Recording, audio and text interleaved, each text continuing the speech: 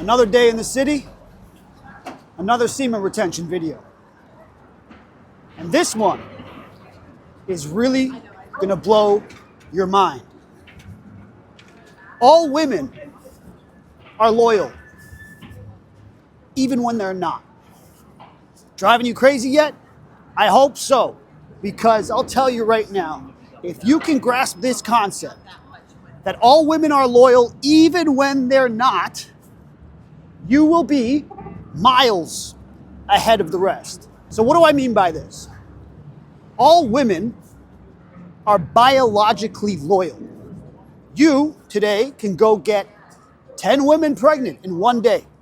A woman can only have one baby over the course of almost 1 year.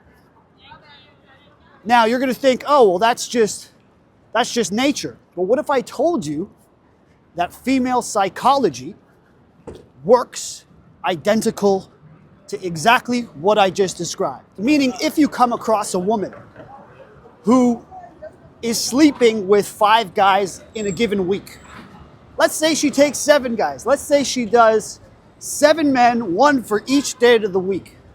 And she alternates. On Monday, it's Bobby. On Tuesday, it's Tommy. On Wednesday, it's Michael. Who knows, right? Here's what you're not understanding.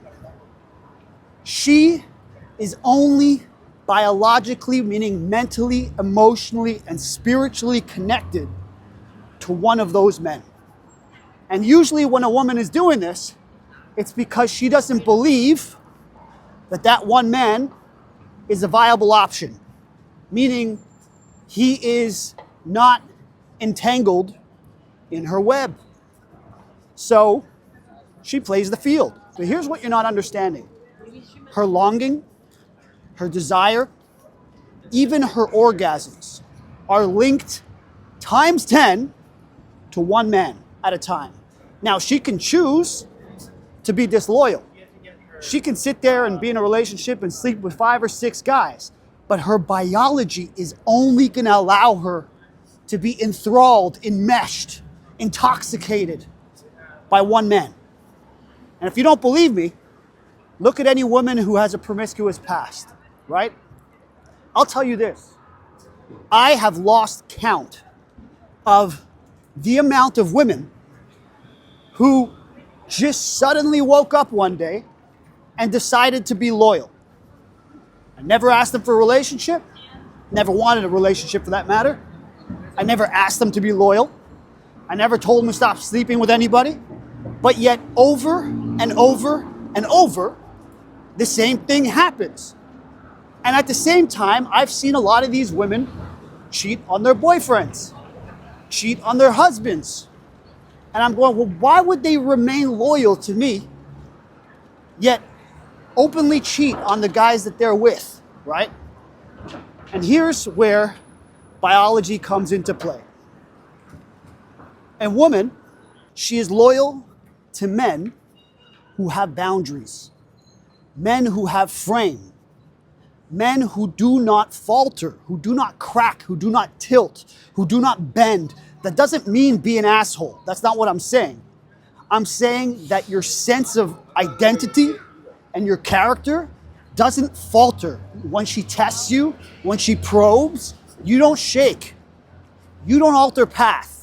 You continue being on your journey. You continue working on the things that you're doing. You continue making your business, going to the gym, doing all the things that you're doing. It's when those things falter that she realizes she's in control. And when a woman is in control, she now despises you. All of a sudden, a woman who was fully respectful now will lose respect. A woman who was catering to every woman her need, now she's placing demands on you. So how does this tie in to semen retention? When you are retaining your seed, when you are no longer stuck in a cycle of perpetual addiction through your own desires, women pick up on that. And I'm not just saying that in some spiritual, esoteric, hoo-la-la sense. I'm saying they literally pick up on it. Why? Because women are always micro-testing you. They're always testing to see if you're going to falter. You might not even know that a text message from a girl who says, I want you so badly right now. Sometimes that is the case. It's true, she does. Other times, she's just uncertain. She wants to see where you're at because she's not confused, but she's uncertain. She's not 100% about where she stands with you. So what she does is she throws the fishing hook in the water. And she wants to see if you are going to take the emotional bait. What happens when you fail these micro tests? As soon as she gets that hit of validation, oh yeah, baby, I want you too. I can feel it so bad. Oh, it's burning in my heart. That uncertainty drops like that. It drops instantly. Why is that? Because she was simply checking. She was looking to see where you stand.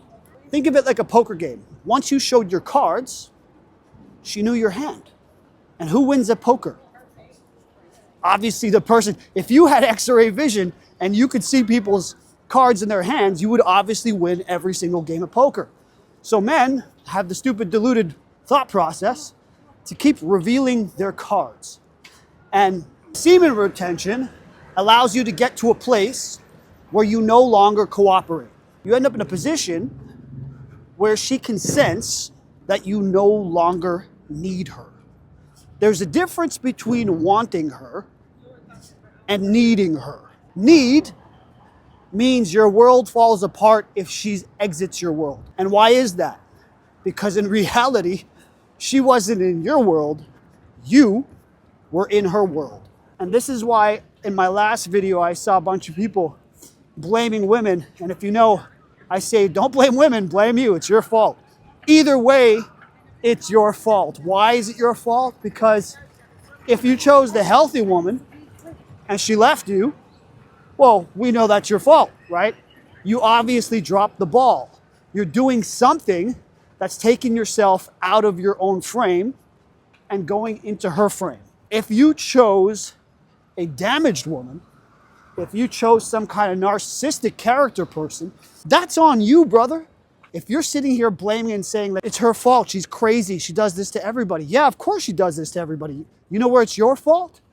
That you're the guy who chose to be with her. See the difference? You're the one who actually chose to commit to her, to marry her, to give her a house, to give her kids, while other men who had frame were able to distinguish what was right in front of their eyes. And this is why semen retention is such a valuable practice, because at the end of the day, it allows you to see through the veil. You see things clearly when your testicles are no longer steering the ship. Now look, I saw a lot of people in my last video I gave a 90-day challenge to.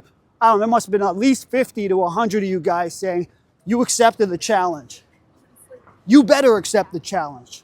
Focus on the work. Don't even count the days. Don't even put it on your calendar, because it's a lifestyle. Don't count to 90 days thinking, oh my God, when I get to day 90, I'm just gonna go on OnlyFans and rub one out and congratulate myself. Imagine preparing to fail. I'm not saying you need to do this for life, but imagine a place where I said, I'm gonna go win for 90 days, and then on the 90th day, I'm gonna lose. What? How does that make any sense? So stick with it. I wanna see every single one of you who said that you were gonna hold up that 90 days. I wanna see you hold up that 90 days. I am here, I am waiting, and make it happen. Ciao.